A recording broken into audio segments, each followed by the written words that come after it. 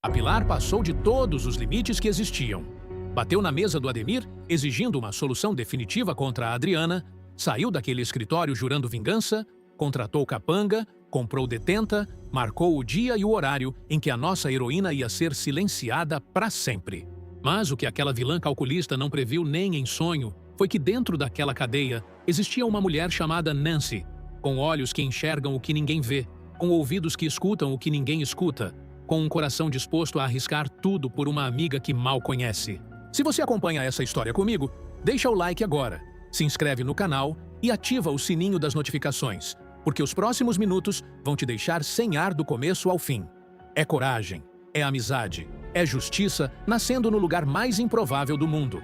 A bomba estoura quando a Pilar Brandão, aquela víbora que se mudou para a casa do irmão para reinar como se fosse rainha do palácio, percebe que o tempo está passando e a Adriana continua viva, continua firme, continua mexendo com a cabeça do Pedro mesmo de trás das grades. Inacreditável a cara de pau dessa mulher. Gente, ela chega na sala do Ademir Andrade com aquele andar prepotente, aquele perfume caro que ela faz questão de espalhar por onde passa, e bate na mesa do advogado exigindo uma solução definitiva para a Adriana. Ela quer a Adriana morta, gente. Quer apagada do mapa. Quer que ninguém nunca mais ouça falar daquela fisioterapeuta que ousou se aproximar do Arthur e ganhar o coração do velho joalheiro. O Ademir, aquele advogado escorregadio que já fez 1 milhão de safadezas pelo dinheiro, dessa vez chega a estremecer na cadeira. Vocês precisam ver a cara dele, gente. Os olhos arregalados, as mãos suando, a voz quase falhando. Ele olha para Pilar e diz com toda a firmeza que pode reunir naquele momento: Pilar, eu posso manipular juiz, eu posso comprar testemunha, eu posso forjar laudo, eu posso fazer 1000 coisas dentro do que o meu escritório me permite, mas eu não vou colocar a minha mão num atentado contra a vida de ninguém. Isso é tribunal demais, é cadeia demais, é uma encrenca que pode arrastar tudo o que eu construí na minha vida inteira. Aplauso para esse momento, gente, porque pelo menos a consciência do Ademir não estava completamente morta ainda. Mas a Pilar, aquela cobra venenosa, não se intimida.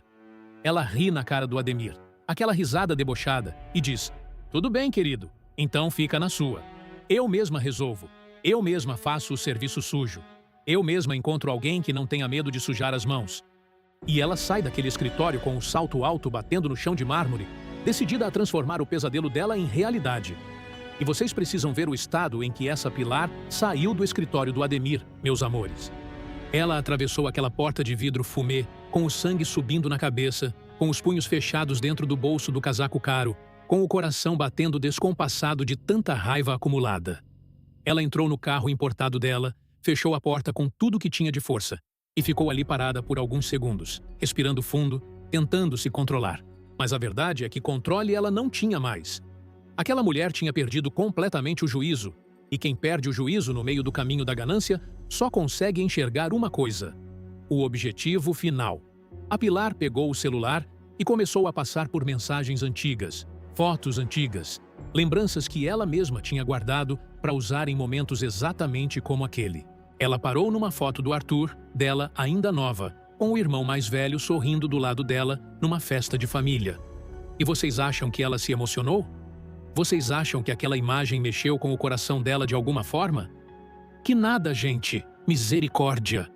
Ela olhou para a foto e murmurou para si mesma: você me prometeu metade de tudo, Arthur. Você me prometeu. E agora, quem aparece para ficar com o que era meu por direito é uma fisioterapeuta qualquer que apareceu do nada na sua vida. Não vai acontecer. Não enquanto eu estiver respirando. Ela ligou o carro e saiu cantando pneu pela avenida. Foi direto para o apartamento do Arthur, aquele mesmo apartamento que ela tinha invadido sem o menor pudor depois da morte do irmão. E quando entrou, jogou a bolsa em cima do sofá, abriu o bar e serviu uma taça grande de uísque para ela mesma. Ela tomou aquele uísque de um gole só, sentiu o líquido descer queimando a garganta e bateu o copo na mesa de mármore com tanta força que quase quebrou tudo. E aí, gente, ela fez aquela ligação que mudou tudo. Ela pegou o celular pré-pago que guardava num esconderijo dentro do guarda-roupa do Arthur, daqueles que ninguém consegue rastrear, e discou um número que ela tinha decorado faz anos. Do outro lado da linha, uma voz grave e cansada a atendeu. Era um contato antigo, daqueles que ela tinha conhecido em alguma transação suja do passado. Alguém que ela jurou nunca mais procurar, mas que agora se mostrava útil de novo. Inacreditável a frieza dessa mulher. A conversa foi curta, foi seca, foi terrível de assistir. Eu preciso de um serviço pesado, sem rastro, sem nome. Em 24 horas, eu quero o problema resolvido. O homem do outro lado da linha respondeu apenas: tem como me adiantar metade? E ela: tem. Endereço e horário você recebe daqui a 1 hora. Pronto. Estava marcado o encontro que ia colocar a vida da nossa Adriana em risco real e iminente.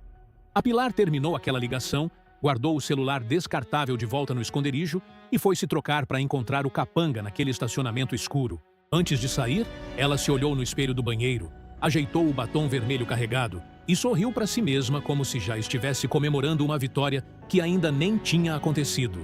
Meu Deus do céu, eu fiquei arrepiada de ver tanta maldade junta numa mulher só. Lembram quando a Pilar drogou o suco do próprio irmão para fazer ele parecer senil na audiência?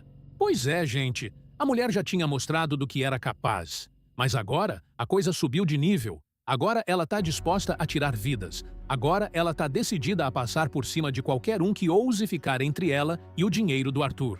A Pilar então procura um intermediário fora do mundo do Ademir. Alguém das ruas, alguém perigoso, alguém que ela conhece de algum esquema antigo que a gente nem imagina o que possa ter sido. Ela marca um encontro num estacionamento escuro, daqueles bem afastados do centro de São Paulo, e chega com um envelope grosso debaixo do braço. O capanga, um homem grande, de óculos escuros mesmo de noite, recebe o envelope sem nem contar o dinheiro, gente.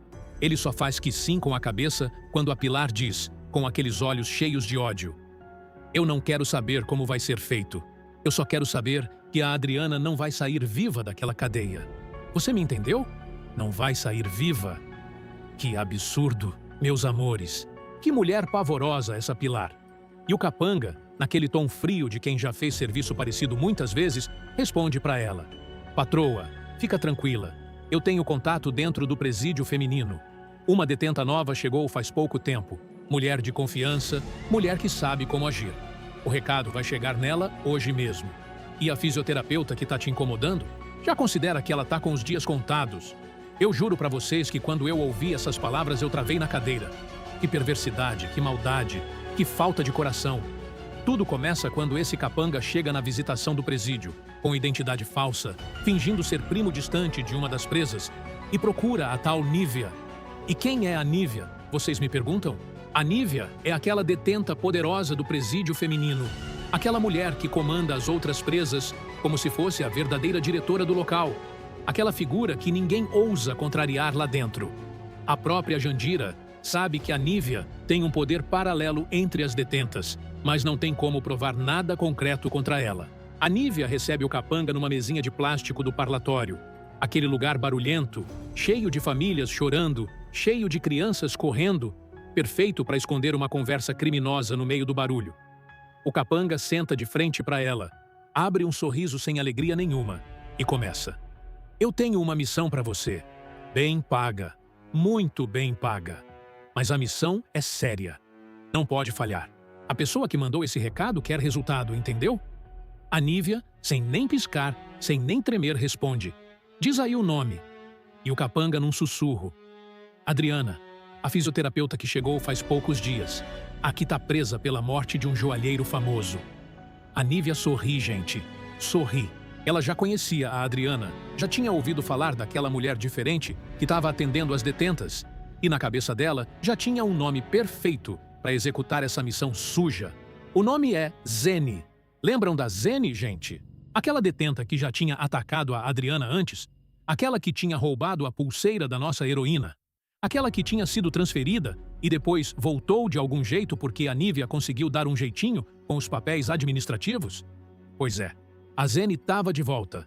E agora ela ia ter a chance de terminar o serviço que tinha começado.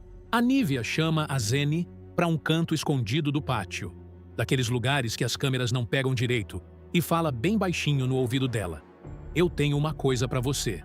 Uma chance única de ver a luz do sol fora dessas grades muito antes do que você esperava. Tem gente de fora pagando muito, muito bem mesmo, para resolver um problema com a tal da Adriana, a fisioterapeuta, aquela mesma que você já encarou uma vez.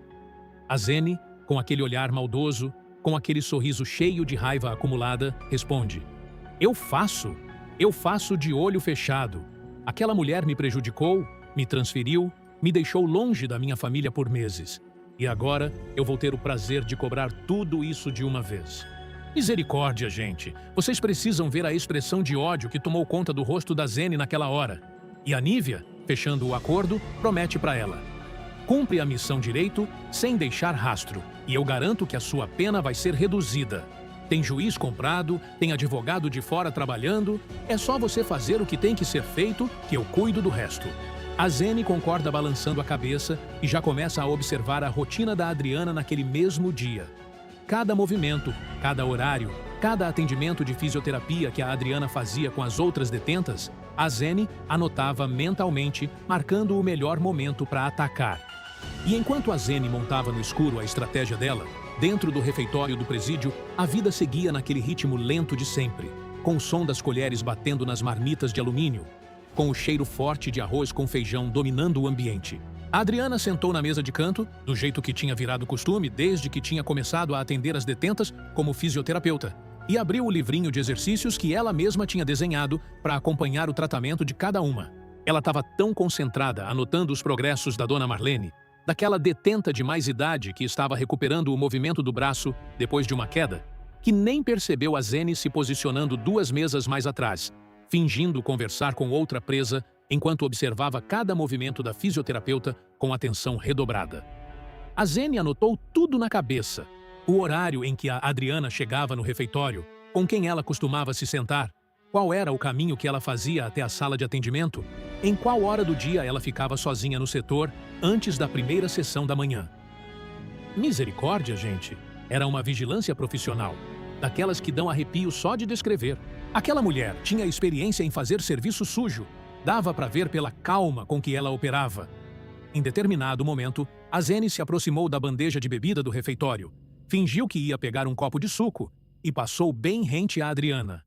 Ela olhou de cima a baixo, mediu cada gesto da fisioterapeuta e até deu um sorrisinho falso quando os olhares se cruzaram por uma fração de segundo. A Adriana, sem desconfiar de nada, retribuiu o cumprimento com aquela educação, que era a marca registrada dela, e voltou pro livrinho. Que pena vocês não verem essa cena de perto, meus amores, porque ela era de cortar o coração. Mas a Liris, sentada do outro lado do refeitório, não tirava os olhos de cima da Zene. A Liris tinha aquele faro de quem já tinha vivido muito dentro daquele lugar e conhecia cada manha, cada movimentação suspeita, cada gesto disfarçado. Ela cutucou a presa que estava do lado dela e disse baixinho: Aquela mulher tá rondando a Adriana de novo. Eu não tô gostando nada disso. Faz pouco tempo que ela voltou pro presídio e já tá com o olho gordo em cima da fisioterapeuta de novo.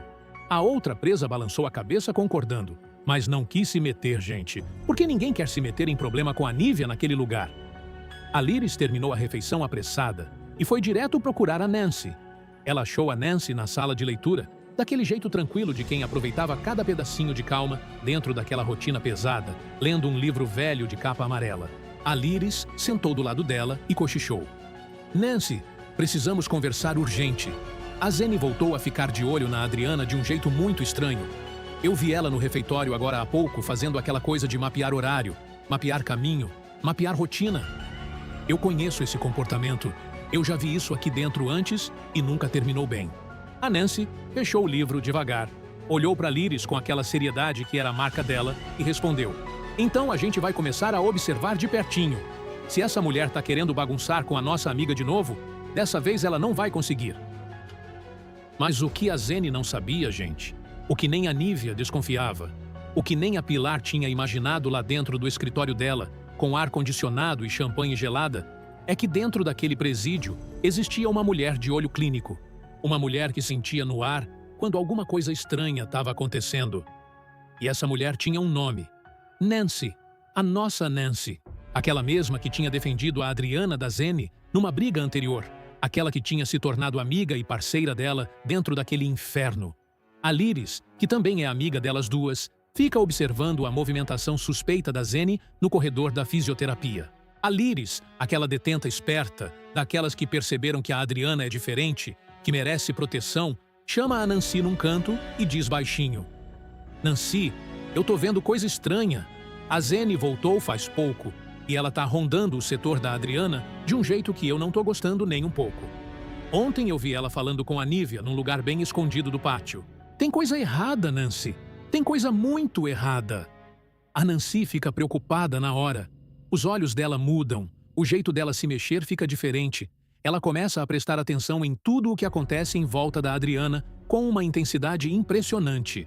E na primeira oportunidade que ela tem, na hora do almoço, ela mesma vê com os próprios olhos a Nívia, entregando alguma coisa pequena para Zene, escondido debaixo da mesa, naquela manobra que só quem já viveu o presídio sabe reconhecer. Era um objeto pequeno, brilhoso, perigoso. A Nancy não precisou ver com clareza para entender que aquilo ali não era para coisa boa. A Nancy então decide tomar uma atitude que mostra o tamanho do coração dela, gente.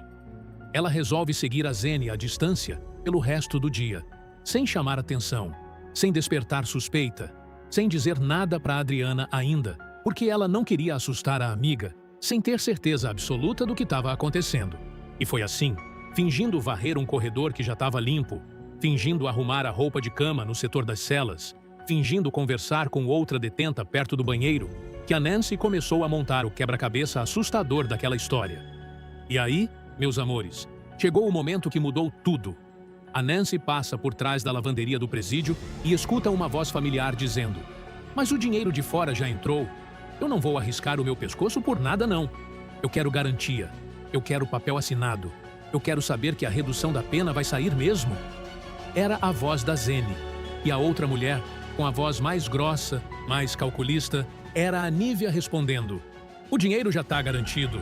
Tem gente poderosa por trás disso. Você só precisa fazer o serviço direitinho. O ataque tem que ser amanhã, durante a sessão de fisioterapia, no horário que ela atende sozinha. Não pode falhar." Meu Deus do céu, gente. A Nancy quase desabou ali na hora. O coração dela parou por um segundo. Ela colocou a mão na boca para não gritar. Aquilo era uma sentença de morte sendo combinada na frente dela. Aquilo era a Adriana sendo vendida para ser eliminada, como se fosse um objeto descartável. Inacreditável, juro. Eu fico até nervosa de contar essa parte. A Nancy, com as pernas tremendo, com o coração batendo dentro da garganta, fica imóvel atrás daqueles montes de roupa suja por mais alguns segundos. E aí ela escuta a frase que confirma tudo, a frase que joga uma luz definitiva no quebra-cabeça inteiro. A Nívia diz: "A mandante quer a coisa rápida e definitiva. A irmã do Brandão tá impaciente.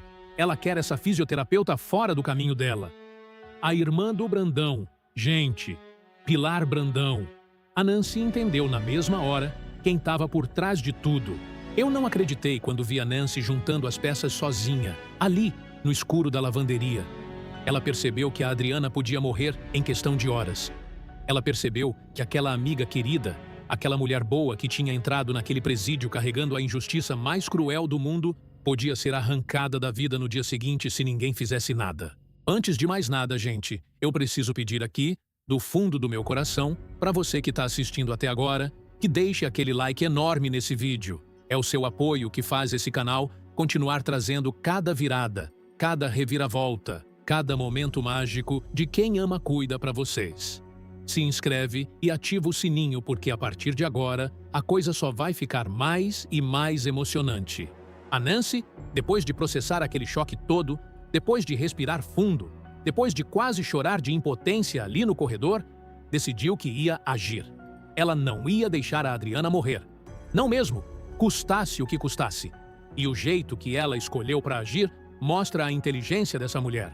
Mostra a coragem dela, mostra como o presídio cria sobreviventes que não têm medo de enfrentar gigantes.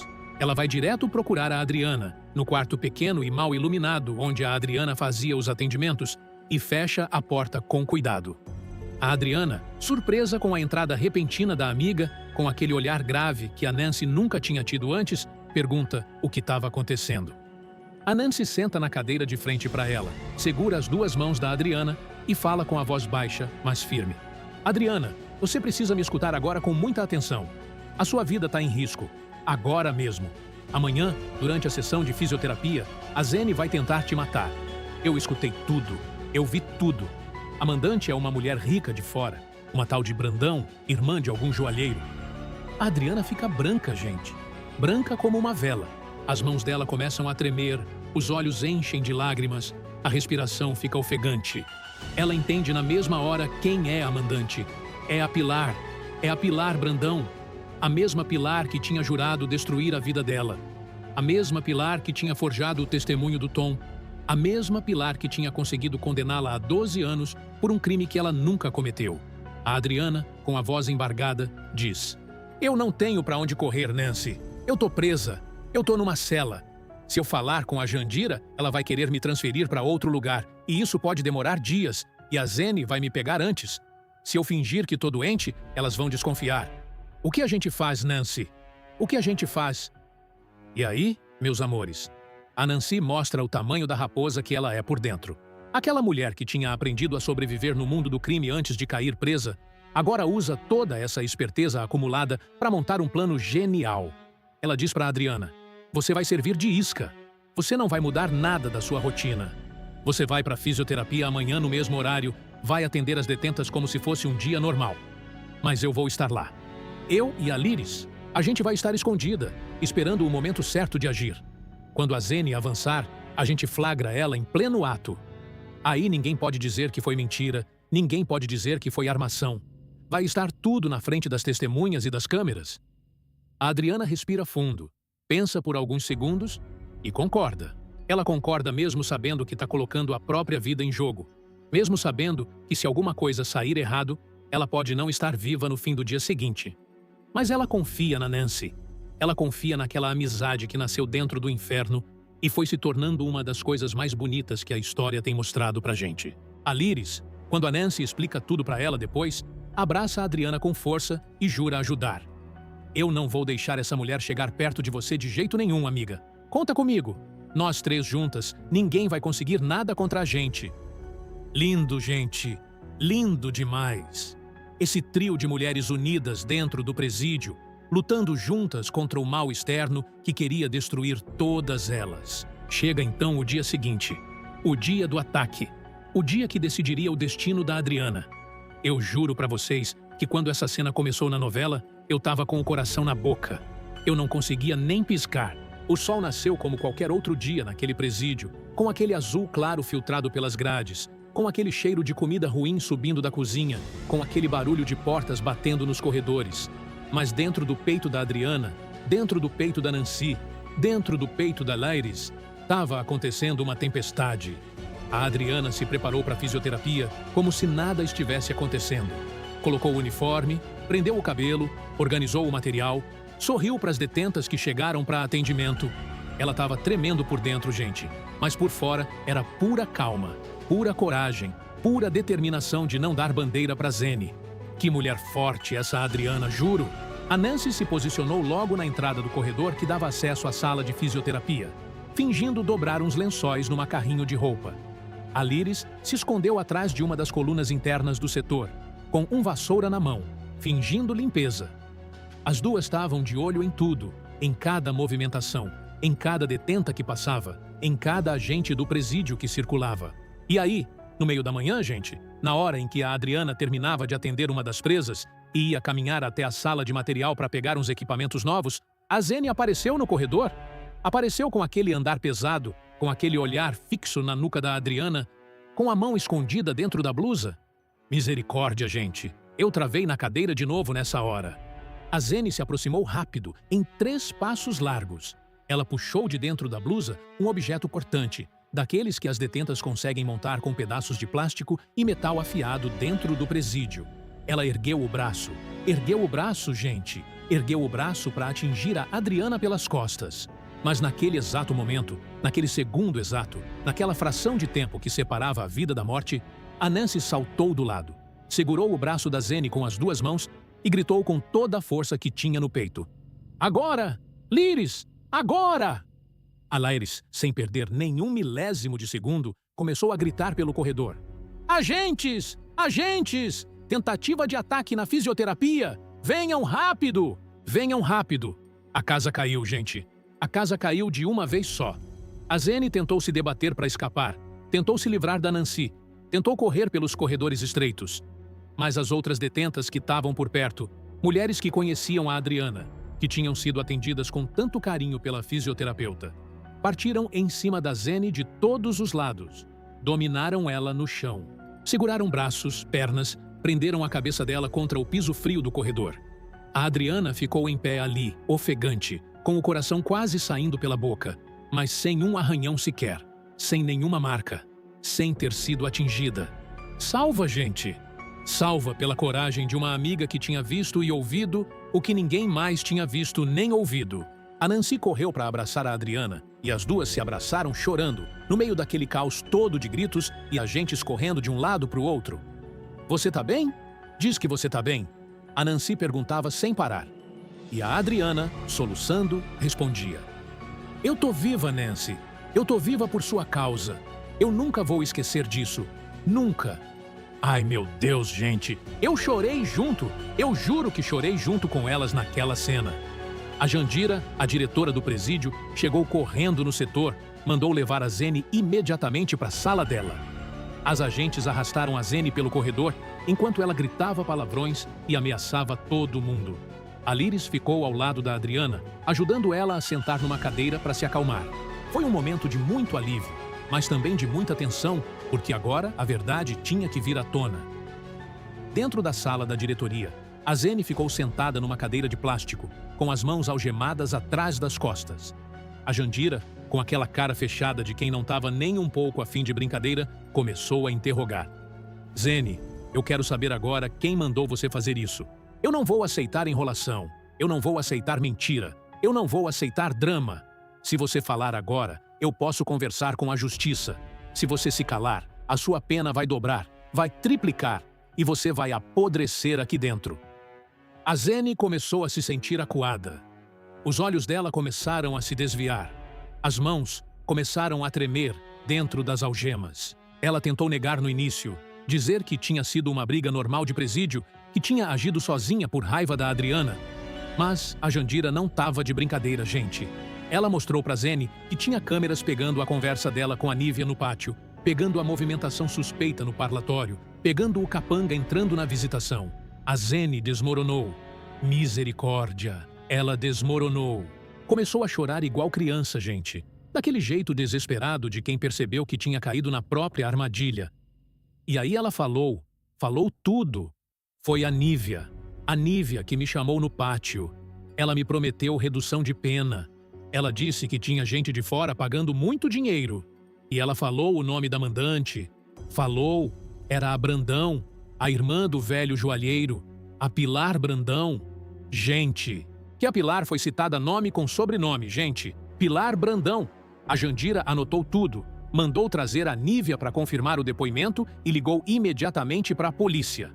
O delegado Marcelo, aquele mesmo que tinha conduzido o caso da Adriana lá no início, recebeu a ligação e prometeu mandar uma equipe para o presídio na mesma hora. Enquanto isso, do lado de fora do presídio, a vida continuava acontecendo numa velocidade absurda.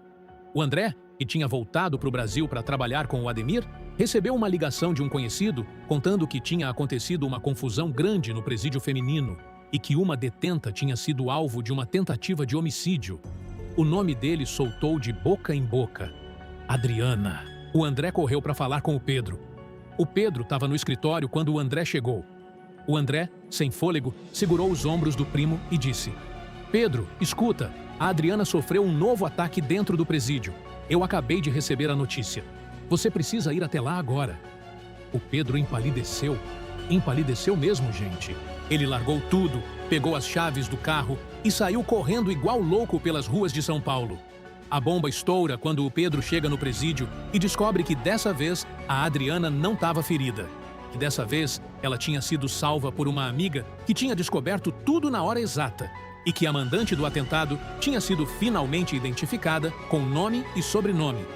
Quando a Jandira disse o nome Pilar Brandão para o Pedro, o sangue dele subiu para a cabeça. Os punhos cerraram, os olhos brilharam de raiva. Aquela mulher tinha passado dos limites de uma vez por todas. A Adriana foi liberada da sala dos atendimentos para ir falar com o Pedro num parlatório especial. Os dois se viram através do vidro grosso, com aquele telefone preto na mão de cada um. E a Adriana mal conseguia falar de tanto que o queixo dela tremia. O Pedro encostou a mão na divisória de vidro do lado dele e a Adriana encostou a mão dela do outro lado, no mesmo lugar.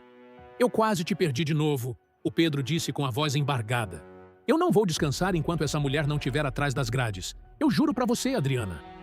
E foi nesse exato momento, que o Pedro tomou uma decisão drástica. Ele se despediu da Adriana com um juramento de vingança contra a Pilar, saiu do presídio com os olhos vermelhos de raiva contida e foi direto pro apartamento do Arthur. Aquele mesmo apartamento que a Pilar tinha invadido sem o menor pudor depois da morte do irmão. A Pilar estava na sala de estar, sentada no sofá de couro caro, com uma taça de vinho na mão, vendo televisão como se nada tivesse acontecendo, como se ela não tivesse acabado de tentar assassinar uma mulher inocente. O Pedro entrou de supetão, sem nem chamar a campainha, e foi direto pro meio da sala. Pilar! Ele gritou, e o som ecoou pelas paredes daquele apartamento de luxo. Pilar! Eu sei de tudo!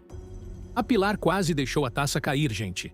Ela tentou se recompor rapidinho, colocou aquele sorriso falso que ela tem na cara e respondeu. Pedro, meu querido, o que aconteceu? Você tá tão alterado? Senta aqui, vamos conversar civilizadamente. Mas o Pedro não estava com paciência para teatro nenhum. Não estava com vontade de jogo nenhum. E foi falando. Você mandou matar a Adriana. Você contratou um capanga? Ele falou com uma detenta poderosa do presídio. E essa detenta repassou a missão para uma terceira mulher que ia esfaquear a Adriana hoje de manhã. Não tente negar. A Zene já confessou tudo na delegacia. Já citou o seu nome com sobrenome. A Pilar empalideceu, gente. Ela tentou disfarçar, mas o rosto dela ficou da cor de papel branco. Ela balbuciou. Eu não sei do que você está falando, Pedro. Isso é mentira. Isso é invenção dessas presas para se livrar de cadeia. Não acredite numa palavra dessa gente. Mas as mãos dela tremiam tanto que o vinho começou a derramar na blusa cara. O Pedro percebeu cada detalhe daquele desespero e cravou o olhar fixo nela. Enquanto o confronto entre o Pedro e a Pilar acontecia no apartamento, do outro lado de São Paulo, na pensão simples, onde o Otoniel morava com a família, depois de ter sido expulso pela Pilar, a notícia chegou. O Mau atendeu o telefone primeiro, e quando ouviu o que tinha acontecido, ele quase caiu da cadeira. Ele juntou coragem e foi até onde o avô estava sentado, na varanda da pensão, olhando o céu cinza de São Paulo. Vô, a gente precisa conversar. A Adriana sofreu um novo ataque dentro do presídio. O Otoniel se levantou tão rápido que a cadeira voou para trás. Os olhos dele encheram de lágrimas, as mãos foram para o peito, e ele sentiu uma pontada forte no coração. Não pode ser, não pode ser. Minha neta, minha menina, o que estão fazendo com ela? O Mau segurou o avô pelos braços e explicou rápido. Vô, ela tá bem. Ela não foi ferida dessa vez. Uma amiga dela do presídio descobriu o plano e salvou ela. Tá tudo sob controle, vô. Fica calmo. Mas a notícia chegou também aos ouvidos da Elisa, que estava deitada num quarto pequeno, fazendo um repouso porque a fibromialgia tinha atacado forte naquela semana. Quando ela ouviu, ela teve uma crise terrível. O corpo todo doendo, as pernas trêmulas, a respiração ofegante. A Rosa, que estava cuidando dela, correu para trazer água, para fazer compressas, para acalmar a Elisa o máximo possível. Calma, dona Elisa, calma. A Adriana tá bem.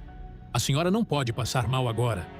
O Mau, com os olhos cheios de lágrimas, mas com uma firmeza nova na voz, levantou a mão direita como se estivesse fazendo um juramento solene e disse: Eu juro pela minha mãe que está sofrendo aqui, eu juro pelo meu avô, eu juro pela minha irmã que está presa injustamente, que a Pilar Brandão vai pagar por tudo o que fez com a nossa família.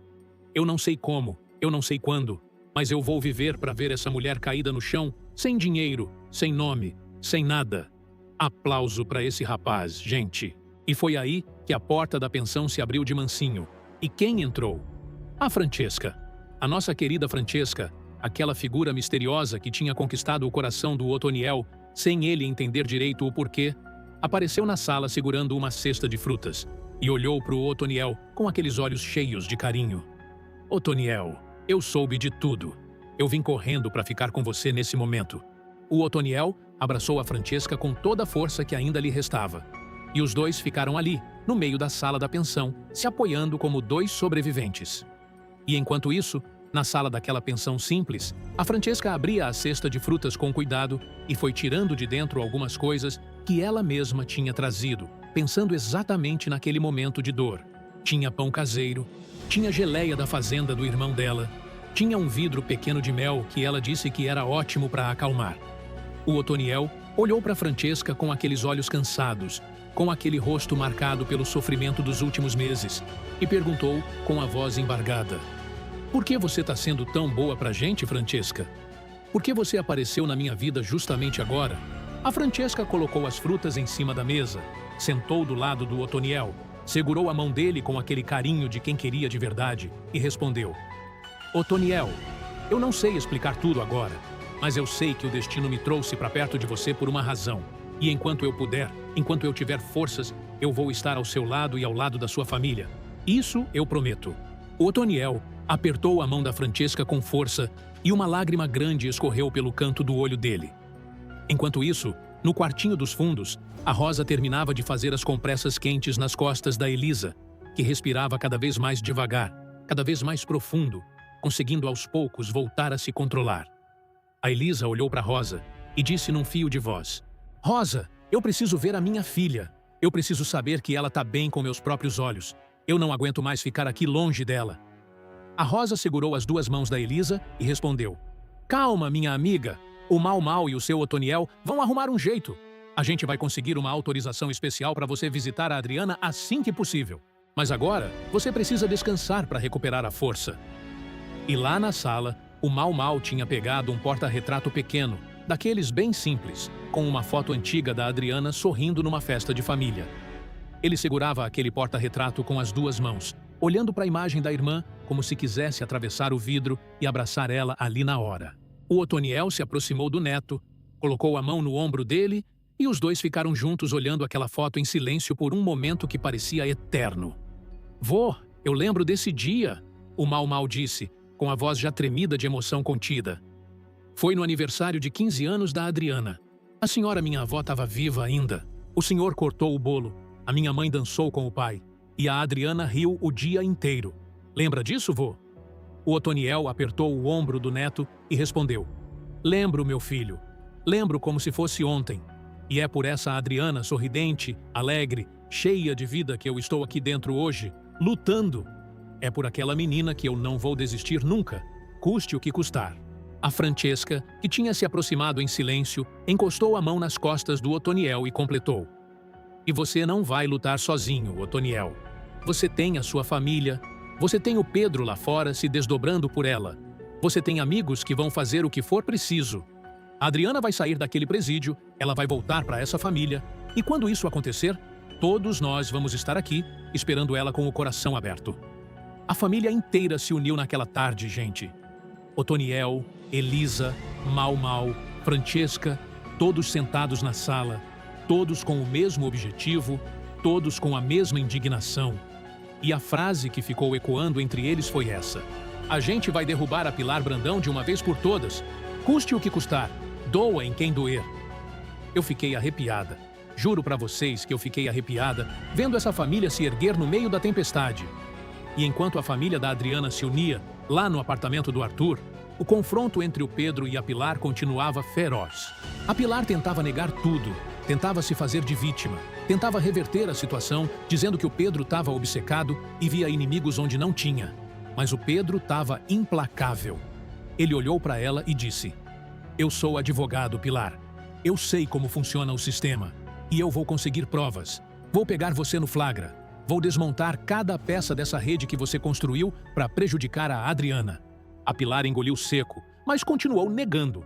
O Pedro saiu do apartamento batendo a porta com toda a força que tinha e foi direto para o escritório para falar com o Kleber. O Kleber, aquele advogado parceiro do Pedro, recebeu o amigo com aquela calma característica dele e ouviu tudo com atenção. Depois de ouvir, o Kleber teve uma ideia genial. "Pedro, se a gente conseguir gravar uma conversa da Pilar com esse capanga, a gente tem prova concreta para reabrir o caso da Adriana. A confissão da Zene já é forte, mas com uma gravação direta da mandante, nenhum juiz vai poder ignorar." O Pedro animou os olhos. Ele e o Kleber começaram a montar um plano de investigação paralela. Eles contrataram um detetive particular, daqueles bem experientes, para seguir os passos da Pilar nos próximos dias. E mais, o Pedro pediu para Jandira tomar um depoimento formal completo da Zene, com gravação em vídeo, com tudo certinho, para entregar como prova no tribunal. A Jandira aceitou na hora. Ela já estava cansada de saber que tinha esquemas dentro do presídio. E agora, ela via uma oportunidade real de desmontar parte dessa rede. A Zene foi novamente interrogada com câmera ligada. E dessa vez contou tudo com muito mais detalhe. Como o capanga entrou, como a Nívia repassou a missão, como o dinheiro foi prometido, como a Pilar Brandão foi citada como mandante final. Tudo gravado, tudo documentado, tudo registrado para ser apresentado na justiça. E o Kleber, junto com o detetive, conseguiu uma coisa ainda mais valiosa.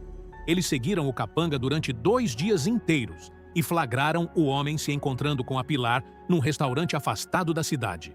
O detetive conseguiu posicionar um microfone direcional num ponto estratégico e gravou uma conversa em que a Pilar perguntava: "Por que ainda não fizeram o que eu paguei para fazer?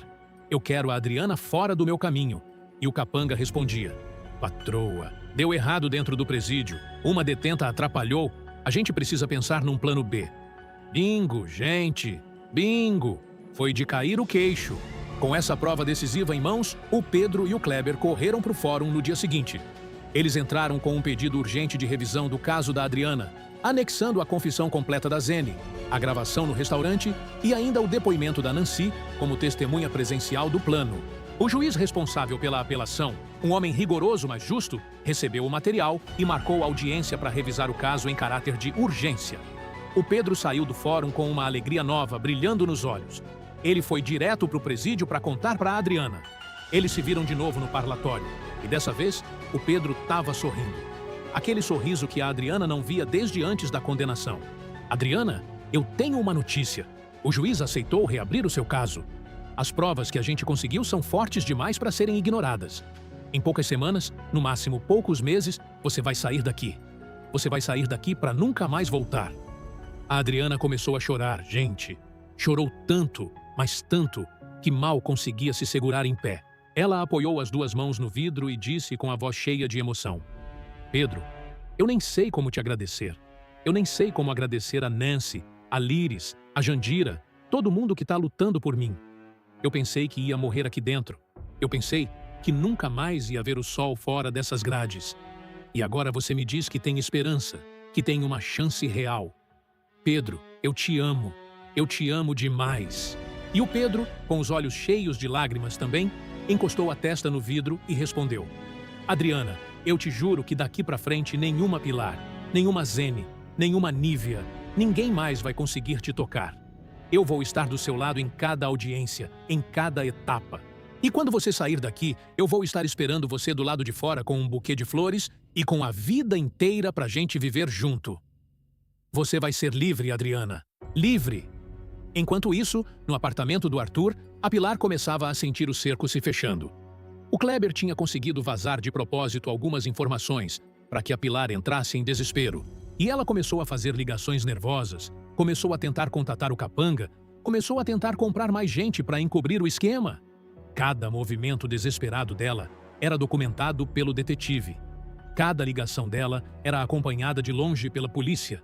Cada passo que ela dava agora afundava ela ainda mais. A Silvana, irmã dela, começou a desconfiar de que alguma coisa muito grave estava prestes a acontecer. A Silvana até procurou o Ulisses para perguntar se ele sabia de alguma coisa, mas o Ulisses estava metido nos próprios problemas com o agiota e nem deu muita atenção. A Pilar agora estava sozinha, isolada, sem aliados confiáveis, com a justiça respirando no pescoço dela e com a verdade prestes a explodir na cara de todo mundo. E enquanto a Pilar afundava no próprio veneno dentro do presídio, a Adriana, a Nancy e a Liris formavam um trio inseparável. As 3 se sentavam juntas para almoçar, dividiam o pão, dividiam o pouco que tinham e conversavam sobre o futuro. A Nancy começou a contar para a Adriana mais sobre a vida dela antes da prisão, sobre os erros que tinha cometido, sobre as escolhas erradas, mas também sobre os sonhos que ainda tinha de recomeçar. E a Adriana, agradecida demais por aquela amizade que tinha salvado a vida dela, prometeu que assim que saísse do presídio, ia ajudar a Nancy a conseguir benefícios de redução de pena, ia apoiar ela com o que pudesse, ia ser amiga para a vida toda. Lindo demais ver essa amizade nascendo dentro do inferno e prometendo florescer para fora dele.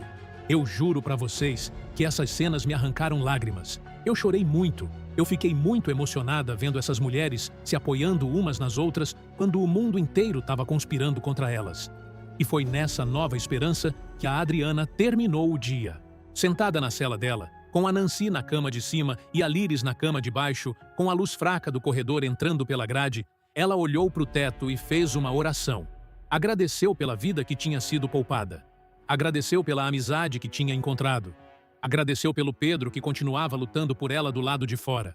E pediu forças para continuar firme até o dia em que aquela porta de ferro fosse aberta para ela passar para sempre.